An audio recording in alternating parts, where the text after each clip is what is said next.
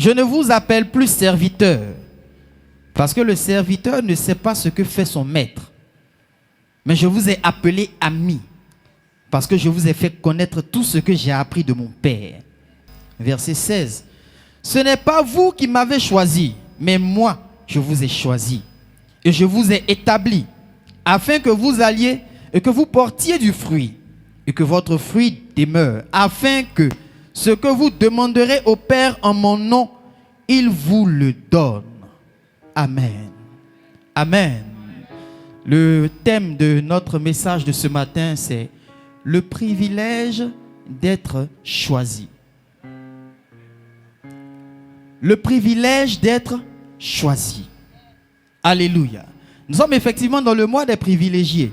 Mais vous savez, les privilèges ne sont pas accordés à n'importe qui. Les privilèges sont sélectifs. Il y a des personnes qui bénéficient des privilèges. On a l'impression que les circonstances se sont arrangées pour que ces personnes-là bénéficient des privilèges. Les circonstances se sont accordées pour choisir ces personnes-là. Alléluia. Alléluia. Et pour nous les enfants de Dieu, pour nous les chrétiens, nous avons le privilège d'avoir été choisis par celui qui a fait toutes choses. Nous avons le privilège d'être sélectionnés par le Créateur lui-même. Amen. On entend souvent dire, même sur les réseaux sociaux, que Jésus n'est pas Dieu. Ceux qui disent ça, c'est pas grave, laissez-les dire. Mais moi, je peux vous garantir une chose, Jésus est Dieu. Alléluia. Parce que qui, sur cette terre, peut avoir la connaissance infuse, la connaissance de toutes choses? Qui peut avoir la connaissance de tout ce qui se fait sur terre, si ce n'est pas Dieu? Alléluia. Qui peut avoir la capacité de pardonner les péchés, si ce n'est Dieu? Qui peut avoir la capacité de ressusciter les morts par sa simple volonté, si ce n'est Dieu? Qui peut décider qu'un homme malade d'une maladie incurable soit guéri sans l'intervention d'un médecin, quels que soient ses talents, quels que soient ses diplômes, si ce n'est Dieu?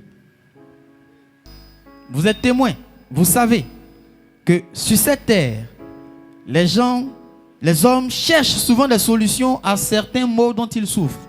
Quand ils vont vers la médecine dit on ne peut plus rien faire pour toi. Et quand ces personnes-là se tournent vers Jésus, les médecins se demandent, mais où est-ce que vous êtes partis pour qu'on ait ce résultat? Et beaucoup disent, j'ai rencontré Jésus. Jésus m'a guéri. Voici une femme dans la Bible qui perdait du sang depuis 12 ans. Depuis 12 années, elle perdait du sang. Les femmes savent de quoi je parle. Et les hommes aussi, les hommes mariés savent de quoi je parle. Elle perdait du sang depuis 12 ans. Elle est passée chez tous les médecins possibles. Et la Bible dit qu'elle a vendu même tous ses biens, tout ce qu'elle avait, espérant guérir de ce mal. Cela n'a pas été possible. Mais un jour où le Seigneur Jésus passait, où il allait pour ressusciter quelqu'un qui était mort, pour ressusciter la fille de Jairus, qui bizarrement, elle aussi, avait 12 ans. Cette dame dit, avec toute la foule qu'il y a autour de lui, je ne pourrais pas l'approcher pour lui parler. Mais si je peux seulement toucher le bord de sa robe, je suis sûr que je serai guéri. Alléluia. Et elle l'a fait. Elle a réussi à s'approcher du Seigneur discrètement. Parce qu'en Israël, en ce temps-là, une femme qui perdait du sang était jugée impure. Donc elle ne pouvait pas se présenter dans l'assemblée. Elle ne pouvait même pas se faire voir en public. Donc cette femme se cache et elle réussit à approcher le Seigneur Jésus. Elle touche sa robe. Et la Bible dit, au même instant, la perte de sang s'est arrêtée. Les hommes, les médecins ont essayé, ils ont échoué. Elle a vendu tout ce qu'elle avait espérant se soigner. Elle n'a pas eu satisfaction. Mais quand elle a touché le bord de la robe de Jésus, elle a été guérie. Alléluia. Et Jésus continue son chemin. Après avoir fini de traiter avec cette femme, il rejoint la famille de Jairus. Il va, il dit à cette jeune fille, lève-toi. Et la jeune fille se lève. Si ce n'est pas Dieu, qui peut faire ça? Donc moi je dis avec assurance, avec certitude, Jésus est Dieu. Alléluia. Et nous, en tant que chrétiens, nous avons le privilège d'être choisis par Jésus. Dans le texte que nous venons de lire, c'est Jésus qui parlait. Il dit à ses disciples, ce n'est pas vous qui m'avez choisi, mais c'est moi qui vous ai choisi. Et je ne vous considère plus comme des serviteurs, mais vous êtes mes amis. Est-ce que quelqu'un comprend ça? Quand le Dieu créateur lui-même vient vers sa création et puis il dit, je ne te considère même plus comme ma simple créature, mais je te considère comme mon ami. Et nous savons ce que cela signifie que d'être l'ami de quelqu'un. Quand tu es l'ami de quelqu'un, il partage tout avec toi. Il te dit même ses secrets les plus intimes. Il ne te cache rien. Et Jésus même le dit dans le verset 15. Il dit, je ne vous appelle plus serviteur, parce que le serviteur ne sait pas ce que fait son maître. Mais je vous ai appelé ami, parce que je vous ai fait connaître tout ce que j'ai appris de mon Père. Donc tout ce que le Seigneur Jésus sait, il a communiqué à ses disciples, parce qu'il les appelle ses amis. Amen. Et nous, en tant que choisis, étant privilégiés de ce choix-là, nous sommes les amis de Jésus. Souvent, les chrétiens font une erreur de dire que Jésus est notre ami. C'est nous qui sommes les amis de Jésus. Ce cantique-là, il va falloir qu'on trouve la formule pour le corriger. Jésus n'est pas notre ami, nous sommes les amis de Jésus. Qu'est-ce que nous connaissons que Jésus ne connaît pas? Alléluia. Quel est le secret que toi tu peux avoir, que tu vas venir partager avec Jésus? Lui, il sait tout. Mais lui, il a des choses qu'il garde pour lui et qu'il communique à ses amis. Amen. Donc c'est nous qui sommes les amis de Jésus. Maintenant, en tant qu'amis de Jésus, quand Jésus dit qu'il nous a choisis, qu'est-ce que cela nous apporte comme privilège, comme faveur, comme grâce, j'ai envie de dire?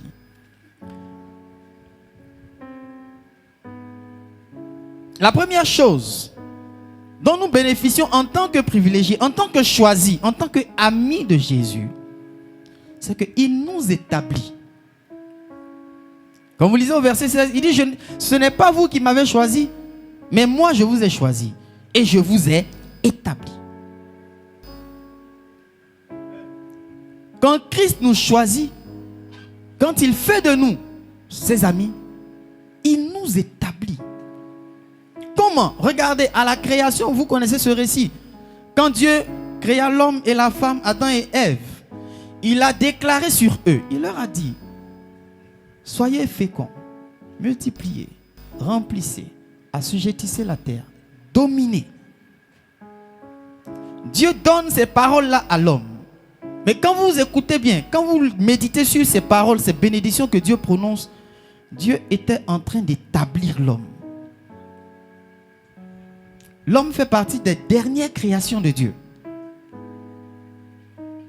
Normalement, celui qui est le dernier est le plus petit. On sait tous dans nos familles, celui qui est né en dernière position, là, c'est le plus petit. Tout le monde marche sur lui. C'est lui qu'on envoie pour faire toutes les courses. Même s'il est fatigué, il n'a pas le droit de dire « je suis fatigué, je ne vais pas ». Le jour, il se trompe pour dire « ah, mais vous m'envoyez toujours, je suis fatigué ». C'est qu'il y a sanction qui arrive derrière. Donc, Dieu crée l'homme en dernière position, mais Dieu positionne l'homme à la tête de toute la création. Dieu établit l'homme à la tête de tout ce qu'il a fait. Amen. Mais à un moment donné, l'homme s'est détourné de la voie de Dieu et l'homme a perdu cette position que Dieu lui avait donnée en le mettant dans le jardin. Donc du coup, l'homme n'était plus béni. L'homme ne pouvait plus être fécond. Il ne pouvait plus multiplier. Il ne pouvait plus assujettir. Il ne pouvait plus dominer. Mais quand Christ te choisit comme son ami, il t'établit. Mais quand Christ t'établit, qu'est-ce que cela signifie pour toi? Cela signifie que Christ te redonne toute autorité. Tout ce qu'il avait déclaré sur l'homme, il le rétablit dans ta vie. Donc en tant que privilégié, en tant que choisi, sache une chose. C'est que désormais, tu es en possession de toute l'autorité que Dieu t'avait donnée. Parce que quand l'homme a péché, cette autorité a été cédée au diable. Le diable a récupéré cette autorité que l'homme devait exercer sur la création. Mais quand Christ choisit l'homme, quand il choisit quelqu'un, il le rétablit dans ses fonctions.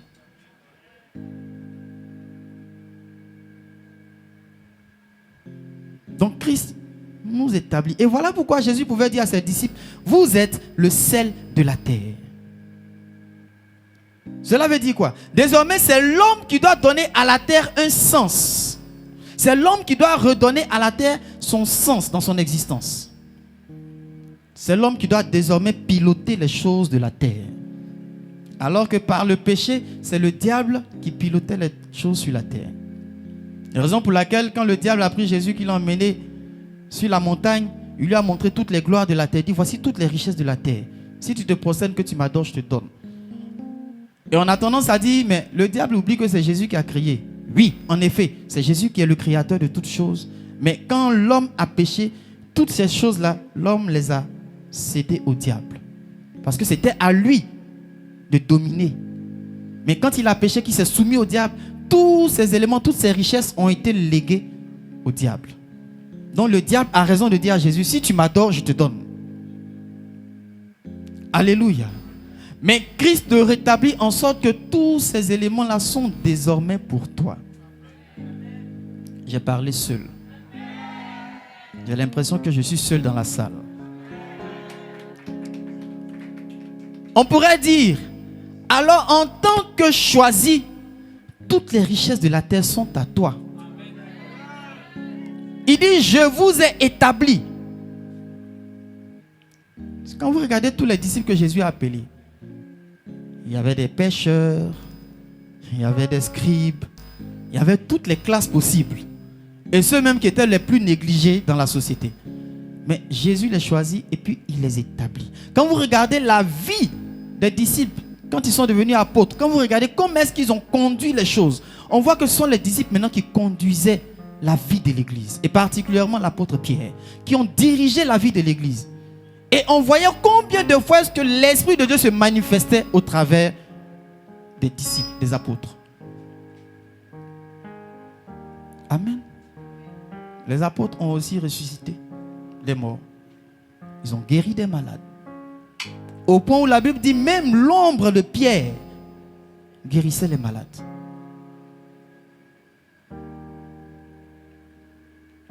Donc quand Christ leur dit, je vous ai établi, ce n'était pas un fake, c'est la vérité. Amen. Mais toi, en tant que chrétien aujourd'hui, est-ce que tu réalises qu'en tant que privilégié, en tant que choisi, cette domination-là, tu l'as récupérée? Tu la possèdes à nouveau. Tu l'avais perdu hier. Parce que dans ta famille paternelle ou dans ta famille maternelle, il y avait un homme fort qui avait déclaré que lui, en tant qu'homme fort, il a décidé que toi, tu restes tel que tu es, que tu n'évolues pas. Mais quand Christ dit, je t'ai choisi et je t'établis, Christ t'établit à la tête de cet homme fort-là. Mais c'est toi qui peut-être ne sais pas, qui ne réalise pas. Désormais, tu es l'homme fort de cet homme fort. Les hommes disent, derrière village, il y a village. Donc désormais, en tant que privilégié, derrière cet homme fort-là, il y a toi. Que Dieu te bénisse. Nous sommes le sel de la terre. À ce titre-là, agissons comme tel. Deuxième point, je vais aller vite parce qu'on doit bénir le mariage. Le fait que nous soyons choisis et que nous soyons établis, cela nous emmène à produire du fruit. Jésus dit, je vous ai établi afin que vous alliez et que vous portiez du fruit. Donc, en tant qu'enfant de Dieu, en tant que choisi de l'Éternel, en tant que privilégié, tu dois porter du fruit. Tu dois porter du fruit. Nous sommes comme des arbres que le Seigneur plante dans son jardin. Et il attend que l'arbre qu'il a planté donne du fruit. Amen. Il attend que l'arbre qu'il a planté donne du fruit. Et vous me demanderez certainement, mais quel est le fruit que je dois porter? Allons ensemble, on va lire dans le livre de Galates au chapitre 5, le verset 22, que vous connaissez certainement. Quelqu'un pour nous faire la lecture de Galates chapitre 5, le verset 22.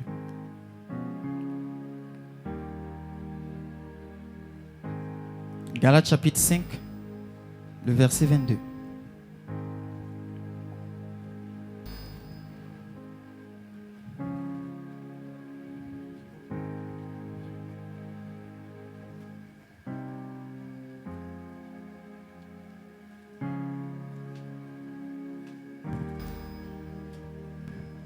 Galates chapitre 5, le verset 22.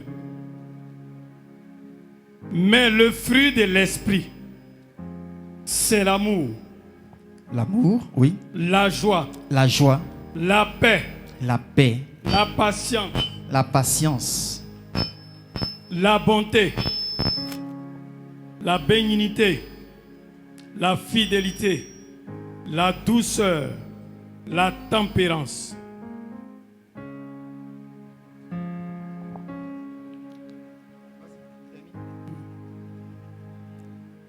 Termine le verset 23.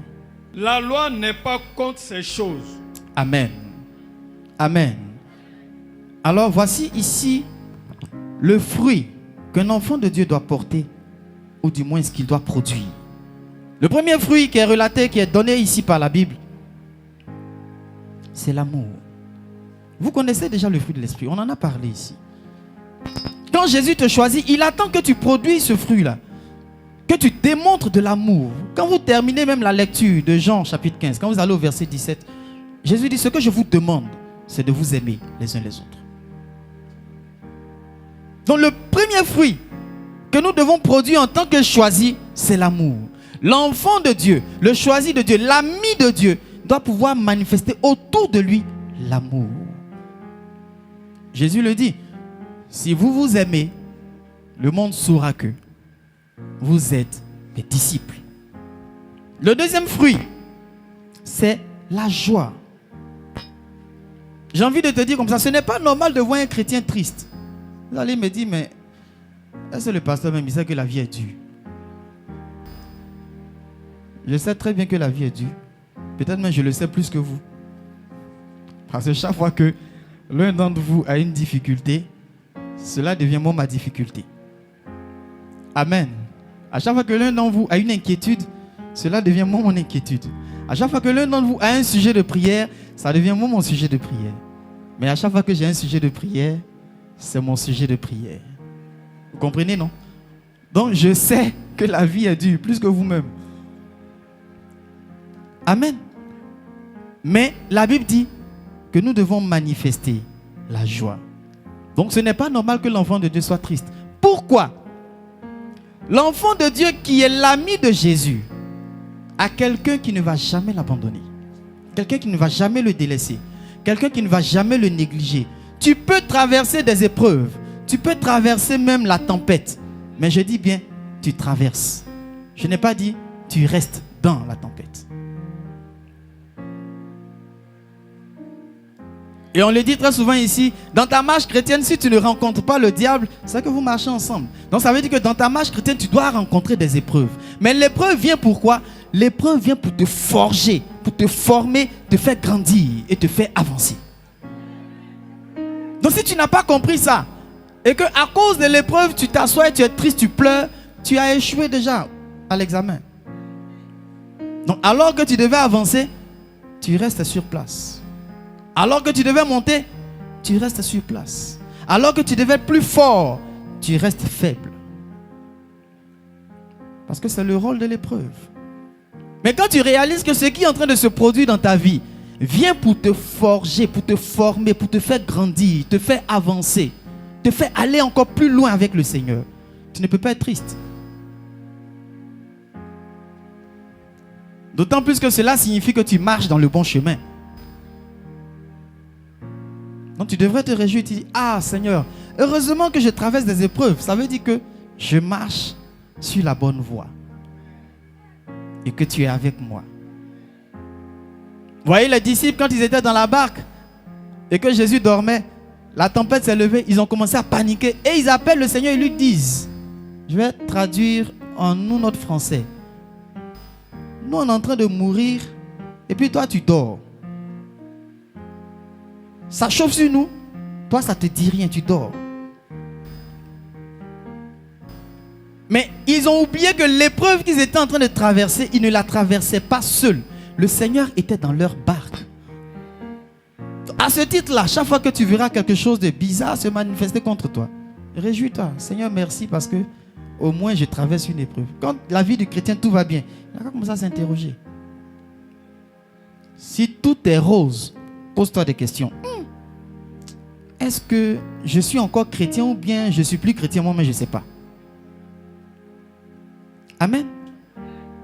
Quand tu vois que tout est rose, tout va bien, il n'y a pas de difficulté.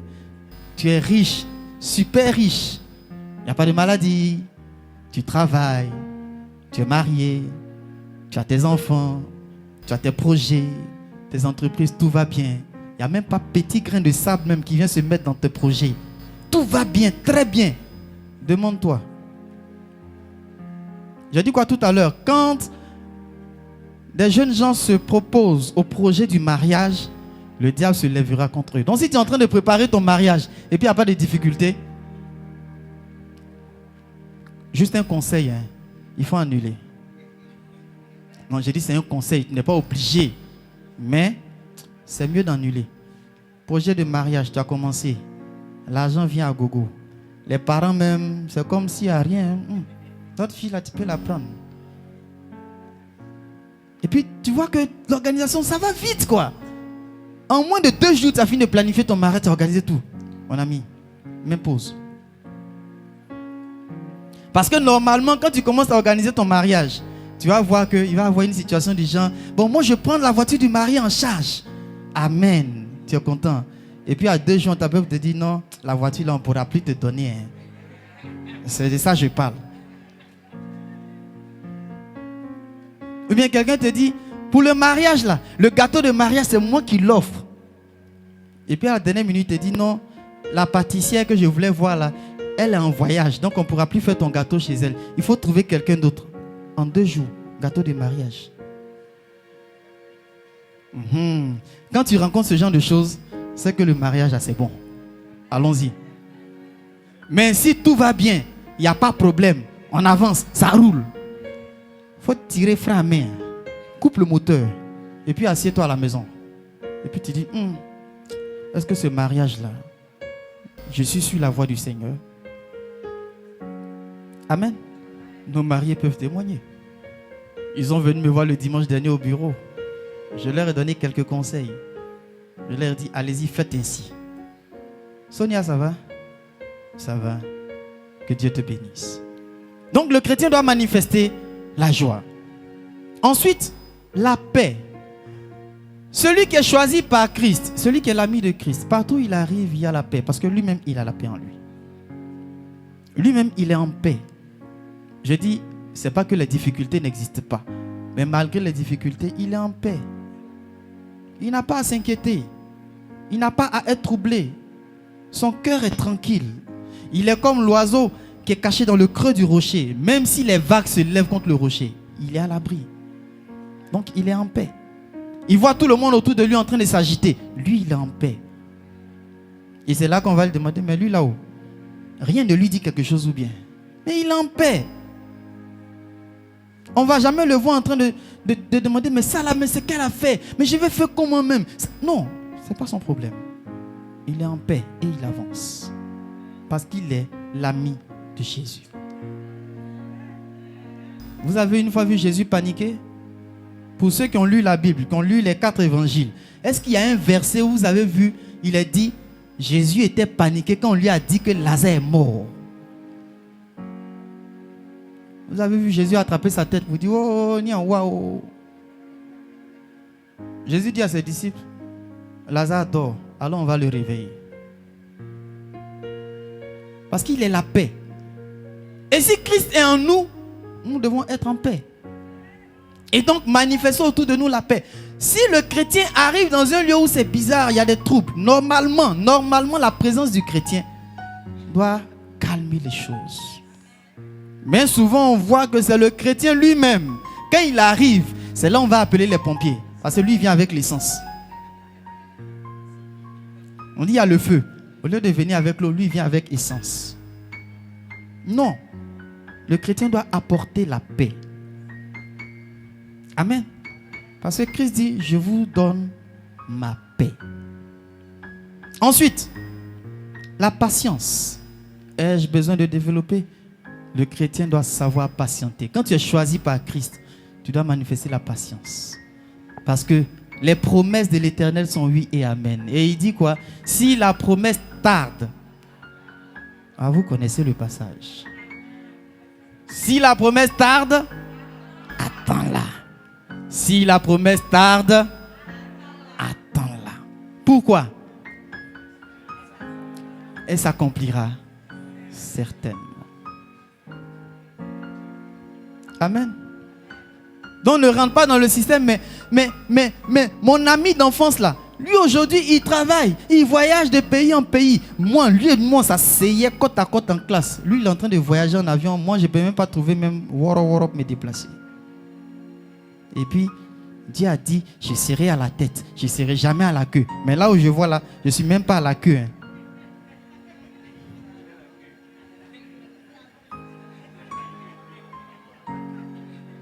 Mais est-ce que le Seigneur ne t'a pas dit quelque chose? Est-ce qu'il ne t'a pas promis quelque chose? Est-ce qu'il n'a pas déclaré quelque chose sur ta vie? Lui, il n'est pas un homme pour mentir. Lui, il ne ment pas. Il ne se trompe pas dans ce qu'il dit. Je n'ai jamais vu Dieu dire, ça là c'est blanc. Et puis après, je me suis trompé. Non, ce n'était pas blanc. En réalité, c'est rouge. Dieu n'a jamais fait ça. Quand Dieu dit, c'est ainsi qu'on monte, qu'on descende. C'est ainsi. Amen. Quand Dieu dit, je t'ai exaucé, ce n'est pas à toi de dire, mais tu dis, tu m'as exaucé, mais je ne vois rien. Pourquoi je ne vois rien? Depuis là, ça fait 2 ans, le Seigneur a donné prophétie dans l'église, que oui, ce que j'ai demandé, il m'a donné. Ça fait 2 ans, je ne vois rien. Mais tu es pressé pourquoi? Il dit, lui, à ses yeux, un jour, c'est comme, vous avez peur de parler. Un jour, c'est comme 1000 ans. Et 1000 ans sont comme un jour. C'est-à-dire que pour lui, le temps, là, ça ne compte pas. Le temps ne l'influence pas. Si lui, il a dit, il va faire. S'il dit, il va faire demain, il va faire demain. S'il dit, il va faire dans 10 ans. S'il a dit qu'il va faire pour toi, si toi, tu restes tranquille, il va faire. Même si c'est à un jour de ta mort, il va faire. C'est ça qui te fait mal. Je suis en train de vieillir. Toutes mes camarades sont mariées, elles ont leurs enfants. Moi, je suis encore là. Je suis célibataire.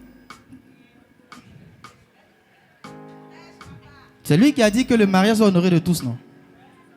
Est-ce que ton mariage ne sera pas honoré aussi? Est-ce que quand il a dit, le mariage de Rodrigue, de Jacquel et de tant seront honorés. Il dit que le mariage soit honoré.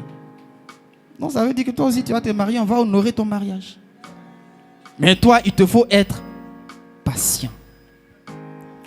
La bonté. Merci, pasteur. Il ne faut pas prendre les raccourcis.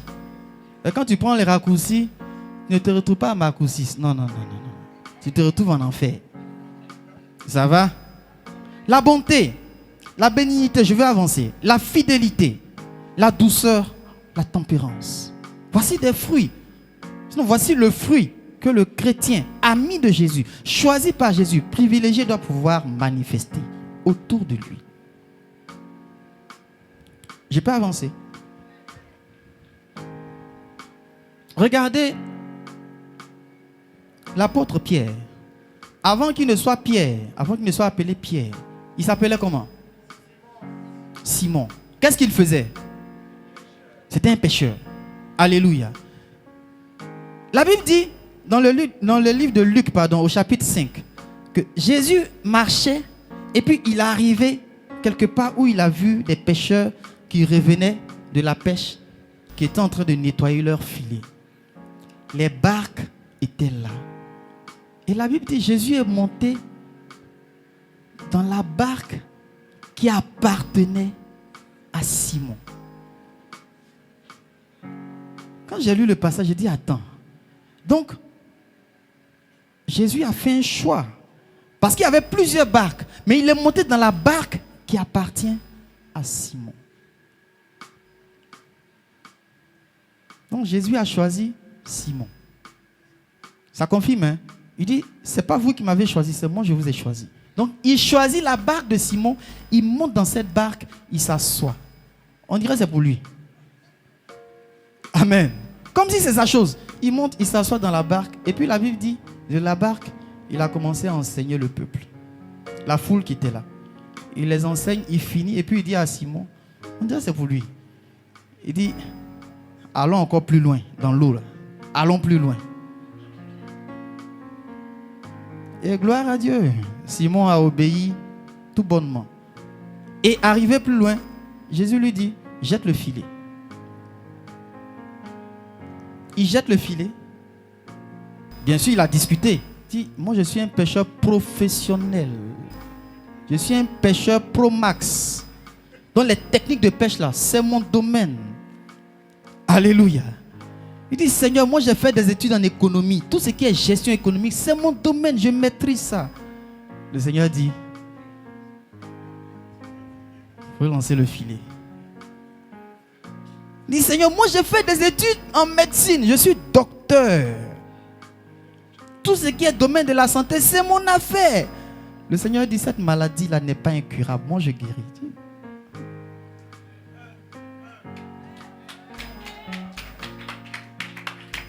Donc Simon finit de discuter avec le Seigneur et puis il dit à la fin, mais comme tu as dit, c'est toi tu vas avoir honte.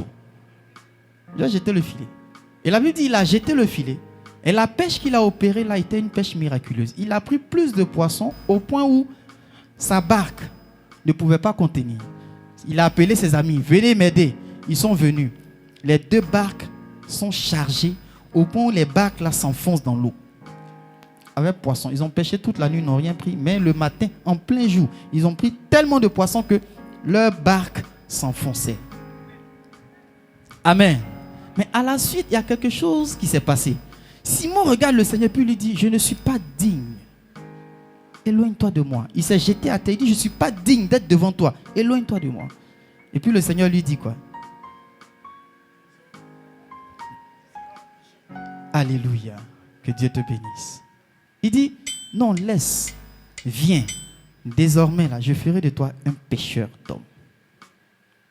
Désormais, tu ne vas plus pêcher les poissons, mais tu vas pêcher les hommes. Regardez quelque chose que peut-être souvent on regarde sans bien voir. Qu'est-ce que Simon venait de faire?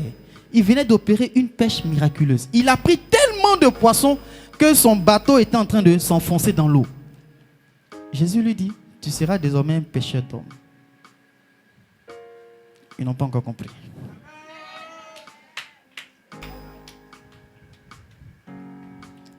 J'explique rapidement et puis on va terminer.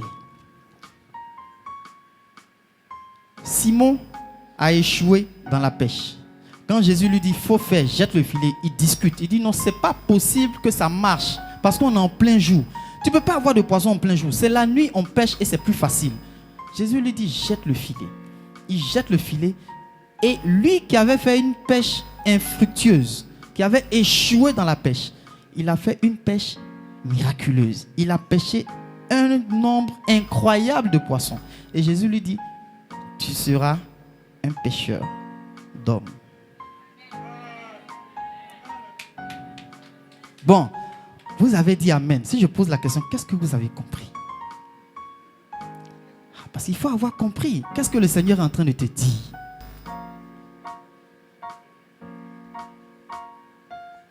Seigneur, je suis un financier de formation. J'ai travaillé dans les plus grandes boîtes de la place. Et ma renommée ne souffre d'aucune ambiguïté. Tout le monde me connaissait que ouais, lui là, s'il travaille dans ta boîte, c'est propre. Et puis le Seigneur lui dit, voici telle chose, fais ça. Il dit, Seigneur, je suis un financier de formation. Je connais le domaine. Ça là, ça ne peut pas prospérer. Ça ne peut pas marcher. C'est ce que nous on a appris à l'école. Je suis en train de te dire, Seigneur, ce projet-là, ça ne peut pas aboutir. Ça ne va pas donner le résultat qu'on doit avoir. Donc laissons. Le Seigneur, non, fais. Amen. Et puis, Si le Seigneur fait grâce que tu es obéissant, tu t'exécutes. Et puis tu vois le résultat. Et le Seigneur te dit, désormais, tu seras un pécheur d'homme. C'est-à-dire que désormais, tu seras un spécialiste en économie des dossiers impossibles. Est-ce que quelqu'un comprend? Tu dis, je suis médecin de formation. Voici une maladie. Ça là, ça ne peut pas guérir. Personne ne peut guérir de cette maladie. Le Seigneur dit, non, vas-y, invoque mon nom, impose les mains et déclare, moi je vais le guérir. Et quand tu finis de faire que le Seigneur guérit le malade, il te dit, tu ne seras plus le médecin qu'on connaît, mais tu seras celui qu'on va rechercher pour les cas impossibles. Voici comment le Seigneur a travaillé avec Simon. Il dit, tu as péché une première fois, sans moi, tu as échoué. Je suis venu à toi, j'ai fait, ça marchait, tu vois, non? Tel que tu as péché les poissons, c'est comme ça que tu vas pécher les hommes. Et Pierre l'a fait. Au point où ce que Jésus a déclaré sur Pierre s'est matérialisé. Il dit, tu es Pierre, et sur cette pierre, je bâtirai mon église. Et les portes du séjour des morts ne prévaudront point contre elle. Alléluia. Mais est-ce que vous savez que Pierre était la référence? Quand il y avait une situation dans l'église, c'est à Pierre on demandait, on fait comment? Quand une église avait des difficultés, c'est Pierre on appelait, Pierre on fait comment? Quand les disciples ne s'entendaient pas sur quelque chose, quand les apôtres ne s'entendaient pas sur quelque chose, c'est à Pierre on demandait, on dit Pierre, voici ça là, on fait comment? Christ a bâti l'église sur Pierre. Et même les portes du séjour des morts n'ont pas prévalu contre l'église. Raison pour laquelle aujourd'hui tu es assis là. Regardez, par ce socle ou ce pilier que Pierre était, regardez, il y a combien d'âmes qui sont sauvées aujourd'hui. Il dit, je ferai de toi un pécheur d'hommes. Amen. Amen. Vous voyez que ce que Jésus a déclaré, c'est accompli. Pierre n'est plus là. Mais ce que Jésus a dit là, c'est accompli. Et ça continue de s'accomplir, puisque les âmes continuent de se donner à Christ. Donc Pierre continue de pécher des hommes. Il continue de pécher. Même quand il n'est plus là, il continue de pécher des hommes. Et Christ choisit pour que tu sois comme Pierre. Que toi aussi tu portes du fruit. Voilà pourquoi il dit, tu es mon ami. Ce n'est pas toi qui as choisi que je sois avec toi. Non, c'est moi qui ai choisi que tu sois toi, mon ami. Parce que je t'ai fait connaître tout. Amen. On ne pourrait pas développer parce que le temps est contre nous. Mais quand vous prenez les dons, de l'Esprit, les dons du Saint-Esprit, vous allez voir qu'il y a le don de la connaissance. Amen. Il y a le don de la connaissance. Et le chrétien qui a le don de la connaissance, il a comme accès à toutes les informations. Même si quelque chose est en train de se passer aux États-Unis, le Saint-Esprit joue son rôle et lui dit, écoute, aux États-Unis, dans telle rue, écoutez, il y a des hommes de Dieu qui ont atteint une telle dimension que même quand un enfant se perd, on appelle l'homme de Dieu, et puis c'est l'homme de Dieu qui dit, allez-y dans telle rue, dans telle ville, dans tel quartier, allez dans tel endroit, l'enfant est là-bas. Et puis quand ils s'en vont, l'enfant est là. Pourtant, il n'est pas là-bas, il ne connaît même pas l'enfant. Mais parce qu'on l'a appelé, l'Esprit de Dieu va lui dire. Donc, il a la connaissance. Amen. Mais l'Esprit de Dieu là-haut, c'est qui? C'est Dieu. En d'autres termes, j'ai envie même de dire, c'est Jésus. Parce qu'il a dit quoi? Si je ne vais pas, le consolateur ne viendra pas. Donc, il faut qu'il parte pour revenir sous la forme du consolateur de l'Esprit.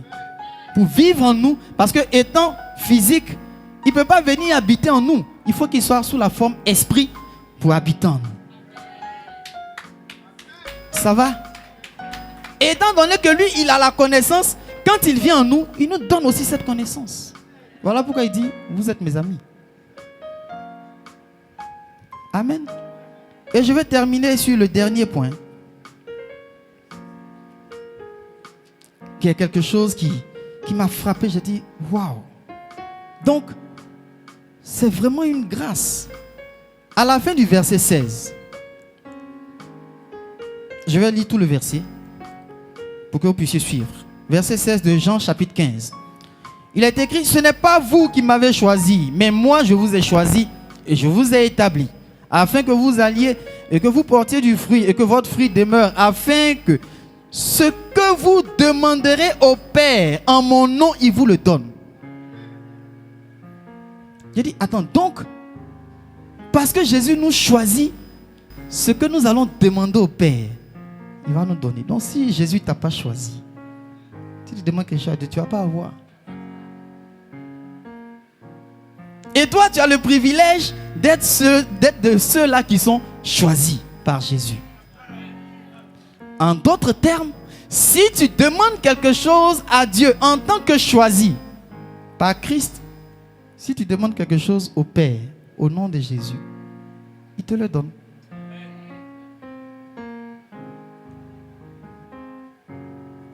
Donc comprenez que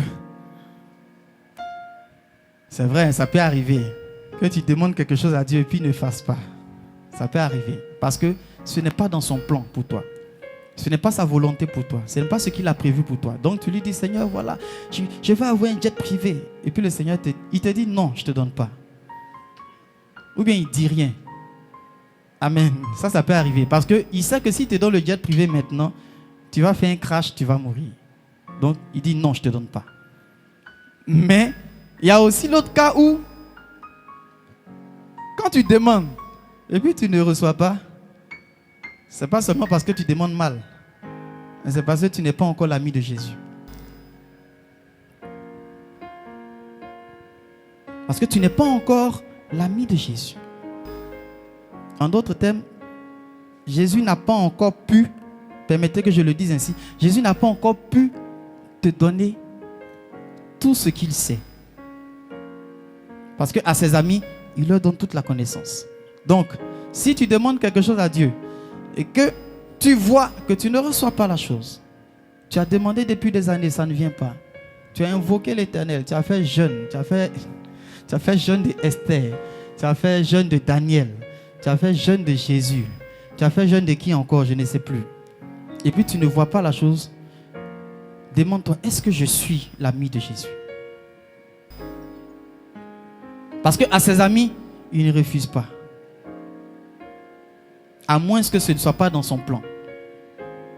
Mais ceux qui sont ses amis, il dit, si vous demandez quelque chose à mon Père en mon nom, je vous le donne.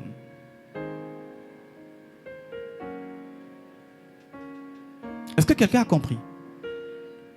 Est-ce que quelqu'un a saisi?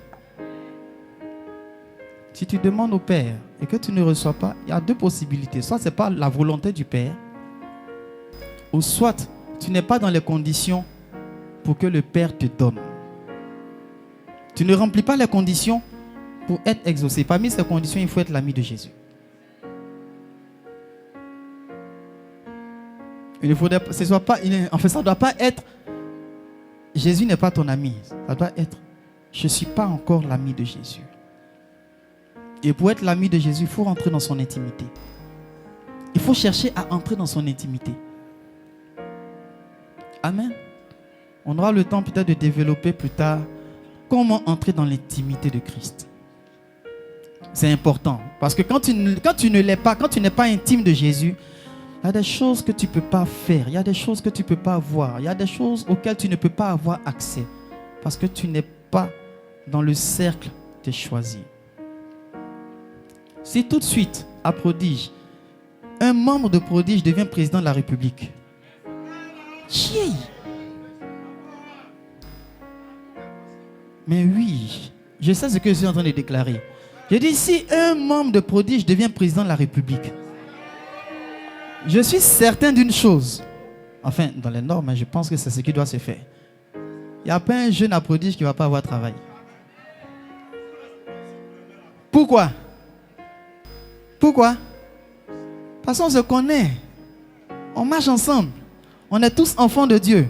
On est tous choisis par Dieu. Maintenant, quand le Seigneur t'a choisi, t'a positionné comme étant président, tu deviens comme la reine Esther. Ce n'est pas parce que. Mais Elle est devenue reine parce qu'elle devait faire quelque chose. Donc, le Seigneur la positionne. De la même manière, si le Seigneur te positionne en tant que président de la République, c'est parce qu'il veut que toi, tu sois le canal. Donc, c'est ce qui est normal. Donc, étant donné que tu es dans le cercle du président de la République, tu vas bénéficier des privilèges de la part du président. C'est comme ça, c'est non? C'est comme ça, c'est. Si tout de suite, tu passes au poste de directeur et que tu es celui-là qui prend les décisions en temps réel, en temps normal, si un jeune de l'église vient te dire, ah, monsieur le directeur, voilà tel dossier je vais déposer. Tu vas lui dire non, il ne faut pas déposer. Pourquoi? Parce qu'il est dans ton cercle. Donc il faut entrer dans l'intimité de Christ. Et quand tu rentres dans son intimité, tu deviens son ami. Et quand tu es son ami, il ne te cachera rien. Il ne va pas te traiter comme un simple serviteur. Parce que le serviteur, on ne lui fait que lui confier des tâches. Va faire telle chose, va faire telle chose, va faire telle chose. Mais quand tu es l'ami, voici comment le Seigneur fonctionnera avec toi.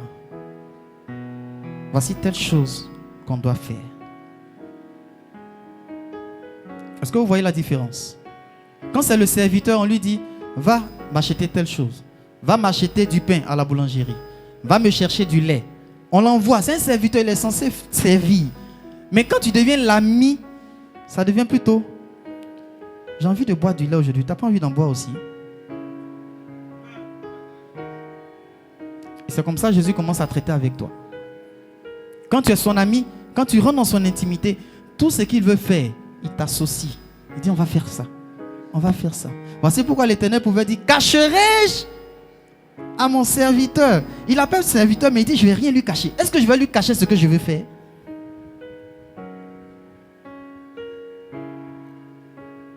Amen. C'est son serviteur, mais c'est son ami. Abraham, pourquoi il a porté le nom du père de la foi? Parce qu'il a marché aveuglement avec le maître. Et il est rentré, comme on le dit, dans les 16 mètres du maître. Au point où, quand l'Éternel voulait détruire Sodome et Gomorrhe, il dit, Abraham, est-ce que je vais te cacher ce que je vais faire? Je vais détruire la ville. Amen. Alors nous avons le privilège d'être choisis. Si nous avons ce privilège-là, soyons les amis de Christ. Soyons ses amis. Amen. Portons du fruit. Parce qu'il nous positionne. Il nous établit. Il nous établit. On ne peut pas établir quelqu'un comme premier responsable et puis l'empêcher de prendre des décisions. Non. Quand tu es établi, tu as accès. C'est toi qui décides désormais parce qu'on t'a établi. Amen. Je crois que vous étiez tous d'accord pour que je sois le pasteur principal. C'est ça, non? Donc quand je dis, bon, prodige, la semaine prochaine, on a une semaine spirituelle. Est-ce que vous dites, non, pasteur, on ne veut pas, on ne fait pas? Quand je dis à telle personne, viens partager une méditation, la personne dit, pasteur, je ne viens pas. Vous vous levez, vous venez. Il peut vous partager, même si c'est bizarre, même si c'est difficile, mais vous venez. Parce qu'on a été d'accord pour qu'il soit le pasteur principal. Portons donc du fruit. Et si nous sommes amis de Christ, nous serons toujours exaucés selon les plans du Seigneur.